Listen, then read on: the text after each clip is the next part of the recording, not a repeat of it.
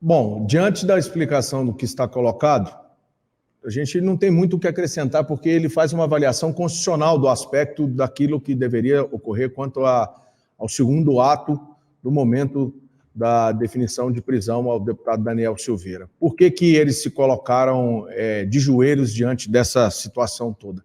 Porque, pela Constituição, quem tem que tomar a palavra final sobre o debate ou sobre qualquer tipo de processo que o STF venha investir contra algum parlamentar é, portanto, a Câmara dos Deputados, nesse caso do deputado, e, se fosse um senador, no caso, o Senado Federal.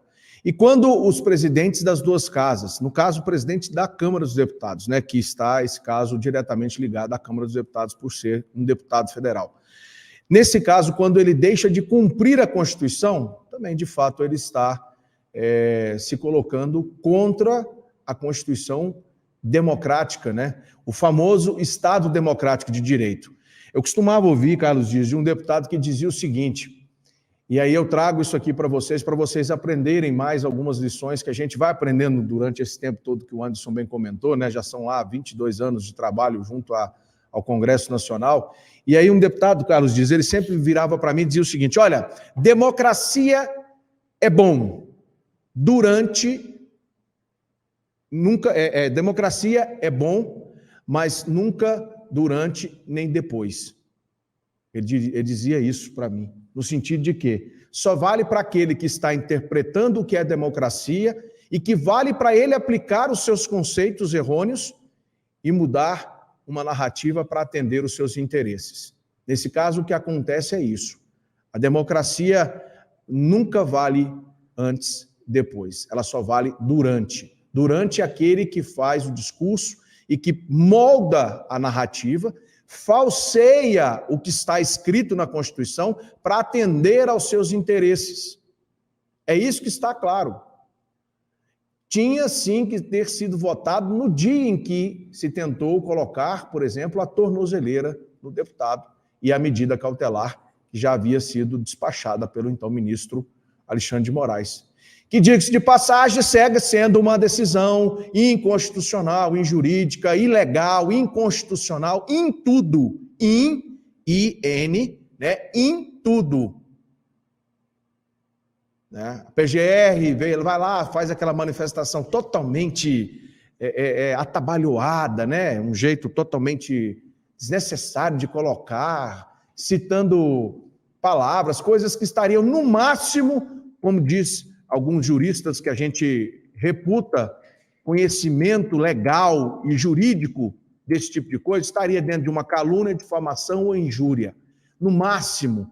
E aí, quem se sente o ofendido é que deveria procurar, então, a justiça para os devidos fins e um julgamento do processo legal. E que ali passasse pelo Ministério Público, que ali passasse por um juiz e que ele não fosse o próprio juiz que fosse condenar ou julgar. Mas isso tudo vocês já estão cansados de saber e eu não preciso nem tampouco explicar para vocês. O fato é que quando a Câmara ou o Senado fica de joelhos e não toma as medidas constitucionais para defender os seus parlamentares, aí o Carlos Dias pode explicar melhor um pouco esse aspecto. Por quê? Porque quando foi feita a Constituinte, embora a gente critique esse penduricalho de tantas baboseiras dentro de uma Constituição, poderia ser uma Constituição mais enxuta, há exemplos aí pelo mundo, né? Quando o Constituinte, em tese, colocou alguns freios e contrapesos nessa questão de cassação de mandato, de determinação judicial, ou algum feito, né, não harmônico entre os poderes, né? Ela colocou ali a possibilidade da última palavra, no caso de mandato eletivo, alcançado pelo sufrágio universal, o voto, que ele fosse, então, deliberado pela própria Câmara, pelo Congresso, né, pelo Senado. Nesse caso, quando você não coloca para votar em plenário, em 24 horas, a Constituição ainda dá o prazo de 24 horas.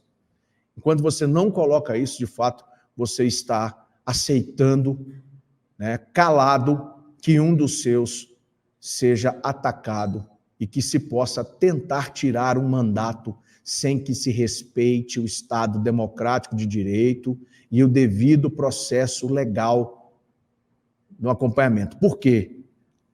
Por que isso? Porque, enquanto isso, Renan, Valdir Raupp, Barbalho, outros tantos, Jucá, aqueles tantos da Lava Jato que foram processados e estavam rolando ali, esses que têm mandatos, principalmente, e tem foro privilegiado, que é outra excrescência que tem que acabar no Brasil, essa pauta não vem, né? Essa pauta não aparece.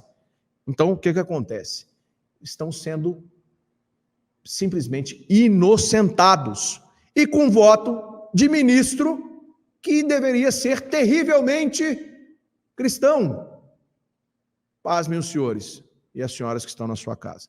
Então, a Câmara deveria proteger, o Senado deveria proteger, principalmente quando a instrução probatória, o processo não respeita as normas jurídicas e constitucionais.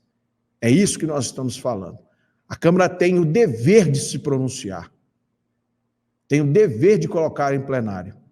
O artigo da Constituição diz que é em 24 horas. Dá, inclusive, um prazo para que isso seja executado. E quando não se faz, a gente sabe o porquê que está acontecendo essas manobras e essas tentativas estapafúrdias que não servem a nada ao povo brasileiro e nem tampouco ao Brasil.